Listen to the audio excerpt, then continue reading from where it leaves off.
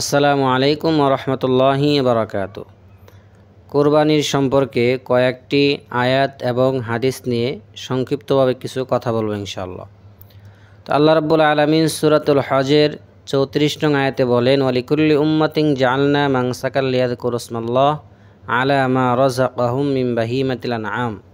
আল্লাহ রাব্বুল আলামিন এই আয়াতের মধ্যে বলেছেন, প্রত্যেক জাতির জন্য, প্রত্যেক উম্মতের জন্য আল্লাহ রাব্বুল আলামিন এই কুরবানির বিধান দিয়েছেন, যেন তারা আল্লাহ তাআলা তাদেরকে চতুষ্পদ জন্তুর যে নিয়ামত দিয়েছেন এটা জবেহ করার সময় যেন তারা আল্লাহর নাম উচ্চারণ করে। 36 নং আয়াত সূরা হজের 36 নং আয়াতে বলা হয়েছে, এই কুরবানি আমরা যেটা করি উম্মতে মুহাম্মদের জন্যই কুরবানির গোশত খাওয়া আল্লাহ তাআলা বৈধ করে দিয়েছেন। এই জন্য আল্লাহ তাআলা বলেন, ফাকুলু মিনহা ওয়া আতিমুল কানিআ ওয়াল মুতার, তোমরা নিজেরাও খাও এবং কানে এবং মুতার যারা তাদেরকেও দাও। কানে বলা হয় যে ব্যক্তি অভাবী কিন্তু নিজের অভাবের কথা কারো কাছে প্রকাশ করে না। যদি আপনার জানা থাকে যে অমুক ব্যক্তি অভাবী কিন্তু লজ্জায় কারো কাছে চায় না, অবশ্যই আপনি তাকে কোরবানির গোশত দিবেন। আর মুতার বলা হয় যে অভাবী এবং নিজের অভাবের কথা প্রকাশ করে, যে আপনার কাছে চায়, তাকেও দেওয়া উচিত। তারপরে সূরা হজের 37 নং আয়াত আল্লাহ রাব্বুল আলামিন বলেন, লা ইয়ানালুল্লাহু লুহুমুহা ওয়ালা দিমাউহা ওয়ালাকিন ইয়ানালুহুত তাকওয়া মিনকুম, যে আল্লাহ রাব্বুল আলামিনের নিকট এই কুরবানির গোশত এবং রক্ত কিছুই পৌঁছে না, আল্লাহ তাআলার কাছে পৌঁছে বান্দার তাকওয়া। আসলে বান্দা কার জন্য কুরবানি করছে এটা আল্লাহ তাআলা দেখেন। এমনিভাবে আমরা যদি কুরবানির ইতিহাসে যে প্রথম ঘটনা আদম আলাইহিসসালামের দুই ছেলে হাবিল কাবিলের যে ঘটনা, সূরা মায়েদার 27 নং আয়াত থেকে ঘটনাটি শুরু হয়েছে, সেখানেও যে বিষয়টি উল্লেখ করা হয়েছে, ইয কররাবা কুরবানান ফাতাকুব্বিলা মিন আহাদিহিমা ওয়া লাম ইতাকাব্বাল মিনাল আখর, আল্লাহ রাব্বুল আলামিন এই দুইজনের একজনের কুরবানি কবুল করেছেন আর একজনেরটা আল্লাহ কবুল করেন নাই। তারপরে সামনে বলা হয়েছে, ক্বালা ইন্নামা ইয়াতাকাব্বালুল্লাহু মিনাল মুত্তাকিন, যে আল্লাহ রাব্বুল আলামিন মুত্তাকিনদের কুরবানি কবুল করে থাকেন। তো এই আয়াতের মধ্যে যে ঘটনাটি বর্ণনা করেছে হাবিল কাবিলের, তার মধ্যে হাবিলের কুরবানি আল্লাহ গ্রহণ করেছেন, কাবিলেরটি গ্রহণ করেননি। তো এখানেও যে বিষয়টি উল্লেখ করা আছে সেটা হলো মুত্তাকিনদের কুরবানি আল্লাহ তাআলা কবুল করেন। তো মুত্তাকিন হলো যে আল্লাহ রাব্বুল আলামিনের জন্য আল্লাহ তাআলার হুকুমগুলো পালন করে এবং আল্লাহ তাআলার ভয়ে আল্লাহ তাআলা যেগুলো করতে নিষেধ করেছেন সেগুলো থেকে বিরত থাকে, এটাই হলো মুত্তাকির পরিচয়। এমনিভাবে সূরাতুস সাফফাতের 100 নং আয়াতের মধ্যে ইব্রাহিম আলাইহিসসালামের যে ঘটনা উল্লেখ করা হয়েছে, তিনি আল্লাহ তাআলার কাছে দোয়া করেছেন, নেককার সন্তান চেয়েছেন, আল্লাহ রাব্বুল আলামিন তাকে একটি নেককার সন্তান দান করেন। অতঃপর তিনি যখন স্বপ্ন দেখেন যে তিনি তার পুত্রকে জবাই করতেছেন, আল্লাহ তাআলার আদেশ তিনি এটা মনে করে তার সন্তানকে যখন বললেন, তখন সন্তান কোনো যুক্তি পেশ না করে তিনি বললেন, ইয়া আবাতি ফাআল মা তুমার সাতাজিদুনি ইনশাআল্লাহু মিনাস সাবিরিন। তিনি কোনো যুক্তি পেশ না করে সাথে সাথে তার পিতাকে বললেন, হে আমার পিতা, যেহেতু আপনি আদিষ্ট হয়েছেন তাহলে দেরি কেন, আপনি যেটা আদিষ্ট হয়েছেন সেটা আপনি পালন করুন।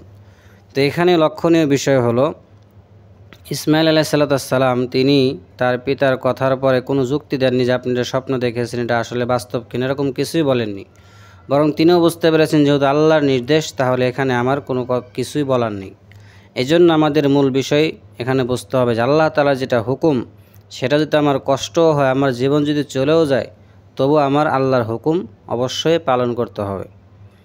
তারপরে আল্লাহ রাব্বুল আলামিন সূরা কাউসারের মধ্যে যে বিষয়টি বলেছেন, ফাসাল্লি লিরাব্বিকা ওয়ানহার, নামাজ আদায় করুন আপনার রবের জন্য, ওয়ানহার, কুরবানিও করুন আপনার রবের জন্য। তো আমাদেরকে সব কিছু করতে হবে আল্লাহ তাআলার জন্য। সূরা আনআমের 162 নং আয়াত আল্লাহ বলেন, কুল ইন্না সলাতি ওয়া নুসুকি ওয়া মাহইয়ায়া ওয়া মামাতি লিল্লাহি রাব্বিল আলামিন, হে নবী আপনি বলে দিন, নিশ্চয় আমার নামাজ, আমার কুরবানি, আমার জীবন, আমার মরণ সব কিছু আল্লাহ তাআলার জন্য। তো এই আয়াতেও বোঝানো হইতেছে যে সব কিছু করতে হবে আল্লাহ তাআলার জন্য। সুতরাং আমাদের কুরবানির মূল বিষয় থাকতে হবে যে আমরা যে কুরবানি করব আল্লাহ তাআলার জন্য করব। আল্লাহ তাআলা আমাদের জন্য গোশত খাওয়া জায়েজ করেছেন, হালাল করেছেন, বৈধ করেছেন। এই জন্য আমরা গোশত নিজেরা খাবো, গরিবদেরকে দেব, আত্মীয় স্বজনদেরকে দেব। তো আমাদের নিয়ত আল্লাহ তাআলার জন্যই হতে হবে। কিন্তু যদিও আমরা মুখে বলি যে আমরা আল্লাহ তাআলার জন্যই কোরবানি করি, কিন্তু বাস্তবতা হলো যে যদি আমরা আল্লাহর জন্যই করে থাকি তাহলে নামাজ হলো ফরজ আর কোরবানি করা ওয়াজিব। অথচ বহু মুসলমান এমন পাওয়া যাবে যারা কোরবানি দেয় ওই দিনের ফজরের নামাজও তারা পড়ে না, এমনকি ঈদের নামাজ ছাড়া ওই দিন অন্য কোনো ওয়াক্তের নামাজও তারা পড়ে না। কোরবানির গোশত কাটা বা বন্টন নিয়ে তারা ব্যস্ত থাকে। এজন্য আমরা খেয়াল রাখবো, অবশ্যই কোরবানি তো করবো যাদের সামর্থ্য আছে, আমাদের নামাজ যেন ছুটে না যায়, নামাজ যেন কাজা না হয়ে যায়, এদিকে আমরা সকলেই লক্ষ্য রাখবো ইনশাআল্লাহ। তেমনিভাবে হাদিসের মধ্যেও কোরবানির বিভিন্ন ফজিলতের কথা বর্ণিত হয়েছে। আবু দাউদ শরীফের 1765 নং হাদিসের মধ্যে আসছে, নবীজি সাল্লাল্লাহু আলাইহি সাল্লাম বলেন, আল্লাহ তাআলার নিকট অধিক মর্যাদাবান দিন হলো কোরবানির দিন। তিরমিজি শরীফের 1493 নং হাদিসের মধ্যে আসছে, কোরবানির দিনের সবচেয়ে উত্তম আমল হলো কোরবানি করা। নবীজি সাল্লাল্লাহু আলাইহি সাল্লাম 10 বছর মদিনায় ছিলেন এবং প্রত্যেক বছরই নবীজি কোরবানি করতেন। তিরমিজি শরীফ 1507 নং হাদিস। আর কোরবানি করলে প্রত্যেকটি কোরবানির প্রাণীর প্রত্যেকটি পশমের বিনিময়ে আল্লাহ তাআলা সওয়াব দিয়ে থাকেন। ইবনে মাজাহ 3127 নং হাদিস। যদি কোনো ব্যক্তি সামর্থ্য থাকা সত্ত্বেও কোরবানি না করে, নবীজি বলেন সে যেন আমার ঈদগাহে না আসে। মুসনাদে আহমদ 8279 নং হাদিস। নবীজি সাল্লাল্লাহু আলাইহি সাল্লাম বিদায় হজে যখন কোরবানি করেন তখন তিনি 100টি কোরবানি করেন, তার মধ্যে 63টি তিনি নিজ হাতে কোরবানি করেন, বাকিগুলো হযরত আলী রাদিয়াল্লাহু তাআলা আনহু কোরবানি দেন। মুসলিম শরীফ 1218 নং হাদিস। এমনিভাবে একটি প্রাণীর মধ্যে, একটি গাভীর মধ্যে 7 জনে শরীক হতে পারে, এ ব্যাপারে হাদিস আসছে তিরমিজি শরীফের 1503 নং হাদিস, আল বাকরাতু আন সাবাতিন। নাসাই শরীফের 4370 নং হাদিসের মধ্যে আসছে 4 প্রকার প্রাণী কোরবানি করতে নবীজি নিষেধ করেছেন। যে প্রাণীটি একেবারে কানা, যার কানা হওয়াটি স্পষ্ট। 2 নাম্বার, যেই প্রাণীটি একেবারে অসুস্থ, যার অসুস্থ হওয়াটি স্পষ্ট। 3 নাম্বার, যে প্রাণীটি খোঁড়া, অর্থাৎ 4 পা আছে, সে 3 পা দিয়ে চলে, অথবা সে পায়ে হেঁটে কোরবানির মাঠ পর্যন্ত যাইতে পারে না, এমন প্রাণী দ্বারা কোরবানি করতে নিষেধ করা হয়েছে।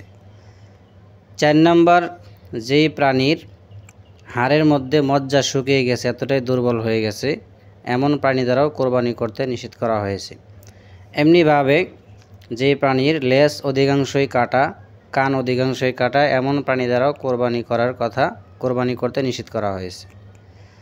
তো আমরা কোরআন এবং হাদিস থেকে যে বিষয়গুলো জানতে পারলাম, কোরআনুল কারিমের যে মূল বিষয়টি হলো আমরা কোরবানি করব আল্লাহ তাআলার জন্য, আল্লাহকে রাজি খুশি করার জন্য। অবশ্যই কোরবানির দিনে যেন আমাদের নামাজ ছুটে না যায়, সেদিকে আমরা খেয়াল রাখবো ইনশাআল্লাহ। যাদের সামর্থ্য আছে তারা অবশ্যই কোরবানি করব। অনেক এক্ষেত্রে একটি ধোঁকা খান, সেটি হলো অনেক নাস্তিক অথবা অনেক অমুসলিম অথবা কোনো মুসলমান না বুঝে এই কথা বলেন যে কোরবানি না করে এই টাকা গরিবদেরকে বিলিয়ে দিতে হবে। আসলে এটি মূর্খতা। নবীজি সাল্লাল্লাহু আলাইহি সাল্লাম 10 বছর মদিনায় ছিলেন, কোনো বছরই নবীজি সাল্লাল্লাহু আলাইহি সাল্লাম কোরবানি করা থেকে বিরত থাকেননি। কখনো নবীজি বলেননি এবছর আমরা কোরবানি না করে, যেহেতু এবছর দুর্ভিক্ষ চলছে, এই বছর আমরা কোরবানি না করে এই টাকাটা গরিবদেরকে দিয়ে দিই। এটি একটি ধোঁকা। তাই যাদের সামর্থ্য আছে অবশ্যই আমরা কোরবানি করব ইনশাআল্লাহ।